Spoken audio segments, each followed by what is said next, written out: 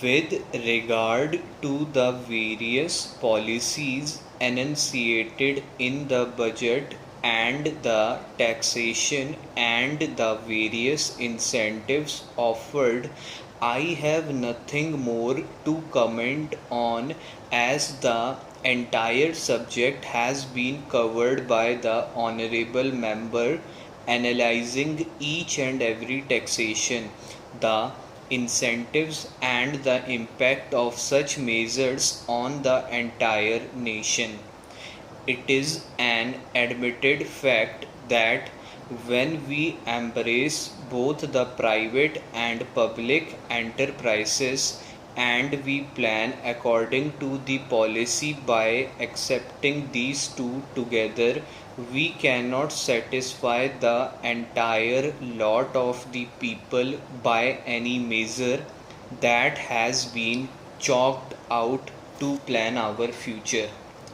So it has been extremely criticized by the honorable members opposite, especially the communist benches, that the entire budget represents what they, in their standard critical way, call the Anglo-American capitalists. With such a tendency to criticize, even if a measure is introduced to curb the use of cosmetics or something of that sort, the same type of criticism you can hear from that side, because it is a section which does not make a factual study of a measure that is introduced in the House. It is a section which supports only those measures that matter to its interests and not otherwise, and thus it directs all its criticism against otherwise beneficent measures. Madam, there are certain measures in the budget which concentrate on help to the forthcoming of capital for the development of industries. In the same way, we have certain measures introduced which are aimed at decentralizing capital so that the economy may be socialist one at a later stage. All these are mixed up, and so all of a sudden we may not be able to say what will be the impact of all the measures that are envisaged in the budget. So, madam, I have again to congratulate the finance minister for having chalked out certain policies that are conducive to a socialist economy. Now, Mr. Mishra has given an analysis of the various measures and their impact. That is his view. But the finance minister has also taken into account the impact that they would have on the nation as a whole after the introduction of these measures. I congratulate the finance minister for his sagacity and foresight in chalking out policies that will be conducive to our economy, the socialist economy, to be established in our country within a short period.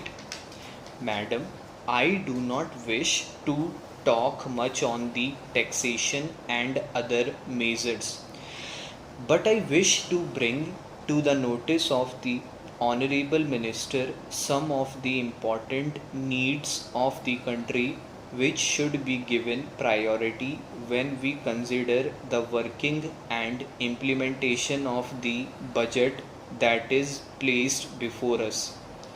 It has been said to be the policy of our government that primary education should be made compulsory throughout the country, and to see that within a short period illiteracy is wiped out from our country as a whole. Madam, as a result of the great efforts that we had made, we have been seeing that the children of the have nots are attending schools which are now open to them with all sorts of privileges. But still, all the children of the have nots are not attending the schools because these children are also asked to work for the maintenance of their families. So, madam, it is my suggestion that along with the implementation of the existing schemes, we should have the residential system for those children of the have nots so that they may be brought under some supervision so that until they complete their primary education, we may have these children under some discipline. Similarly, madam, when we think about the implementation of the educational schemes, we will have to think in a national way. It had incessantly been brought to the notice of this House that it is highly necessary that we should have a national scheme for secondary education. This national scheme is absolutely necessary to effect national integration. If, according to the present policy, each and every state is permitted to have their own regional language as the medium of instruction, I fear, madam, that at a later stage the people from the south may not be able to understand what the people of the north say at a joint conference about the various aspects of education with the various changes that have taken place in this country in the matter of education. And suppose some people educated in the south go to the north for a conference at the national level, the people in the south and the north may not be able to understand one another. What the different people have to say on matters of education, and some may not be knowing the languages in which the other people speak. So, madam, it is my contention that there should be one and the same language as the medium of instruction throughout the country.